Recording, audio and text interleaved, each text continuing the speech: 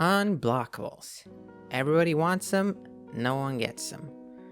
Well, that used to be the case before Akuma entered Tekken 7. This video goes over a couple of useful and a couple not so useful unblockable setups with the demon himself.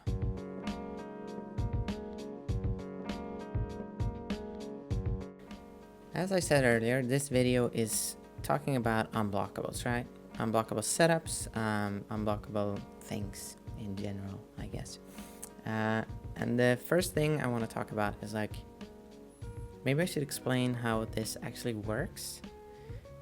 So Akuma's fireballs in this game, they force you to stand up, on block or on hit, which means if you block one and you get hit by a low on the same frame, I think, at least close to the same frame, but I believe it might be the same frame.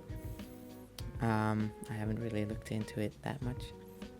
It means that you are standing, you're forced to stand, but you get hit by a low, right? It's not super weird or anything, it's pretty logical. Maybe the illogical part is like, why do fireballs have to do this on block? I don't know. Anyway, so with that out of the way, it's kind of, I think, a lot easier to understand what's going on the screen. We have Akuma versus Yoshi, right? The bot is set up to guard all. But this has been tested by people as well, so I mean, it's not a glitch or anything, but just wanted to illustrate the bot is gonna try to block this. It's gonna get hit by down 4 here, which creates really good spacing for this fireball to hit a bit late, which lets us FADC it, run up and hit a low, and that low was unblockable. So this is guaranteed damage if they get up with back roll and block the fireball. So that was like 30-ish damage for one bar. You can, of course, spend more meter here and convert into a real combo, which makes it more useful. I should note that there's I haven't picked Josie for any other reason than whatever. As far as I know, this seems to work on all characters really, with some very minor differences in some specific spacing things, but it doesn't really matter that much. So I'll be switching characters in this video a bunch, and there is no ulterior motive to any of the switching, so keep that in mind. This last thing is just gonna illustrate that the exact same spacing you get the unblockable low, you also get a unjumpable demon setup with the red fireball. So the same spacing here, I hit a demon after my FADC. This third hit of the fireball is gonna get pushed through Yoshi. You saw it a little bit there, maybe I'll go here. Yeah, there we go. So you see the fireball here is getting pushed through Yoshi, which means she is not considered blocking. I think she's put in a neutral state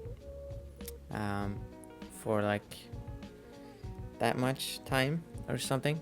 And she's not allowed to block or hold up here. So you don't need the key charge this demon to have it become unjumpable. So also good to know. So yeah. You can do this from down 4, and I think this works on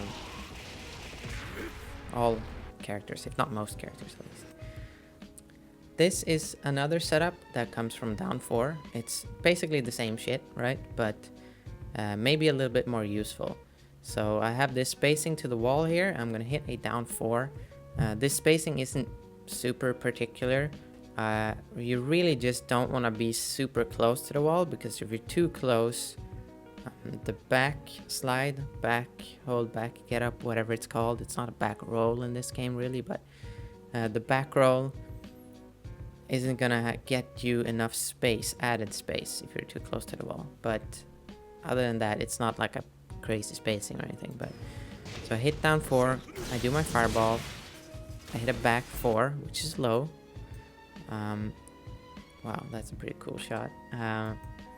And the back 4 with the fireball, it's gonna break the wall because the fireball is a knockdown.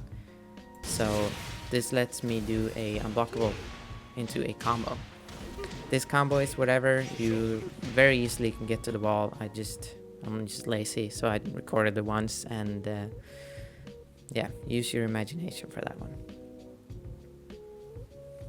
Moving on from down 4, we have another way to set this up. And what I'm gonna do in this clip is I'm gonna hit DJ with a while standing 2 into a combo, but I'm gonna drop the combo after my tailspin. So I'm gonna do 4-3 tailspin, and then I'm just gonna instantly go into my fireball. And if DJ holds back to get up from this, I get the same unblockable spacing as with the down 4. So it looks like this. I just do a couple of hits, do my fireball, and this is unblockable. And I cancel into another fireball, which lets me splat from the unblockable down 3, and I get 50 damage. So I get what, 50 plus 45, so it does around 100 damage, 95, right? Maybe not the best for 1 bar spent, but you get the idea. I hope, at least. Here I'm just illustrating like that the damage you gain isn't that great from this particular setup, but it's still like pretty decent. It's not always super easy to get an extra, what is it, like 15 damage from spending a bar late in a combo, so keep that in mind. Also, obviously this is the same thing applies here. You get the unjumpable demon from the same thing. If they back roll after a tailspin, you can just do a fireball and you get unjumpable demon. So that's basically an unblockable setup as well. Like pretty cool. I tried to like find a way where I could illustrate how this could add more value. 1 bar can be pretty valuable, right?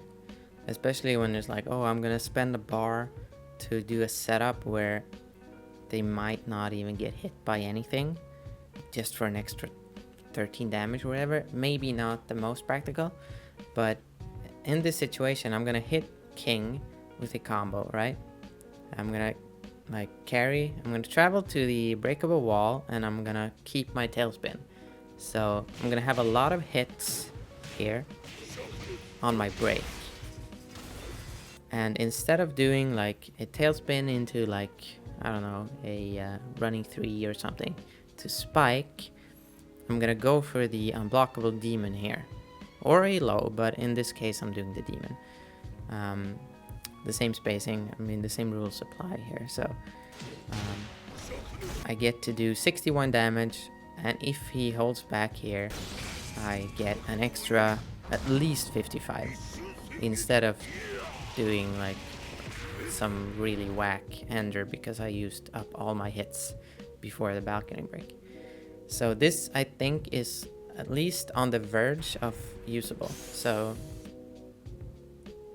you know, try it out maybe, I don't know. I'm probably never gonna do it because I'm really lazy, but it's cool, I think. Maybe. It's like borderline cool, at least. So the third setup you can do to get this unblockable slash unjumpable demon setup spacing is from good old while running 3, right? This is like the oldest one. This was found way back by yours truly, and Newton, of course, from India. And it's the same shit. You hit a while running 3, if they hold back you get the demon, which obviously then means that spacing allows for unblockable lows. You're gonna hit while running 3 pretty often with Akuma, and holding back isn't that weird of an option. It happens quite a lot. So this is, I think, also sort of borderline useful. You're still throwing away a meter, right? But I mean, unblockable is unblockable, so it's pretty good. This example I have here with Paul is I'm gonna hit running 3, I'm gonna do my unblockable low, which is gonna splat, which lets me break the floor, and it lets me do this really cool delayed forward 1+2, which gives me a guaranteed resplay. So all of this was guaranteed after he blocked. After the Paul decided to hold back. I say the Paul decided. It was me. I am the dummy. All of that was guaranteed. So that's like 100 damage, which is pretty good. Pretty good for something that's unblockable. Like a pretty good sequence. So this last thing here is like totally useless. But it looks pretty funny. So if you hit a down 4, you can go for a throw, which does the same thing as the demon. It pushes the fireball through the opponent. Sadly, this doesn't make the throw unbreakable or anything. I just thought it looked kind of funny, right? So works for both throws, obviously. Maybe you can hit someone with this. I don't know. So the last unblockable I sort of want to talk about is a bit different. It isn't really the same thing. It's almost like a tech catch of sorts. Basically everyone knows about bind spikes at this point, I hope. You hit them like this, they do the tumble. They can choose to hold back or they can stay down. If they stay down, you get a guaranteed hit. If you hold back, you sort of have to eat a mix-up often. Akuma sort of circumvents this a bit in that the free hit he gets guarantees him a wall splat, so he can loop the free hit, so it's not really an option to stay down. And he can do this from multiple moves, so down for the 1-2. You can also do it from running dive kick. You see, it's the same thing here. And because this is not... Let me reword this. And because Akuma doesn't really allow for the opponent to stay down, back roll really becomes the only option, right? Because you don't really want to get looped into death for not holding back.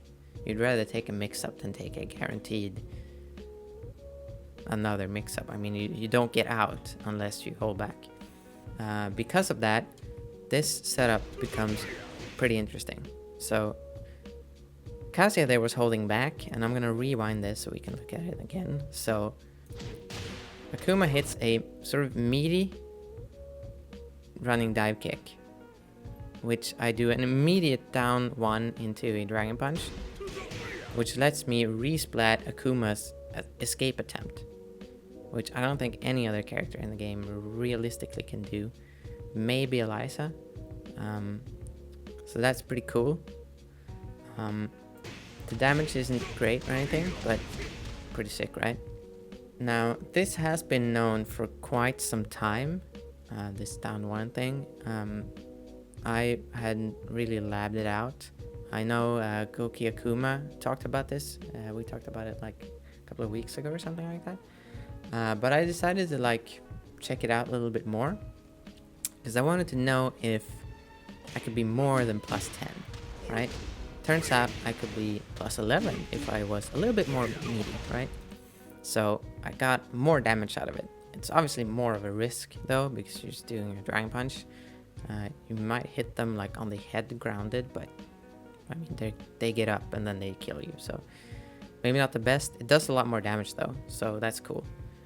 But as it turns out, after I labbed it even more, you can actually get +12, which means you can get a down 2 into fireball.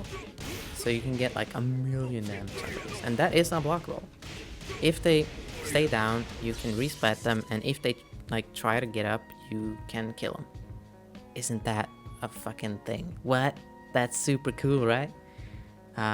Which sort of makes this like this kind of esoteric weird thing, right? It turns it into like a real tool.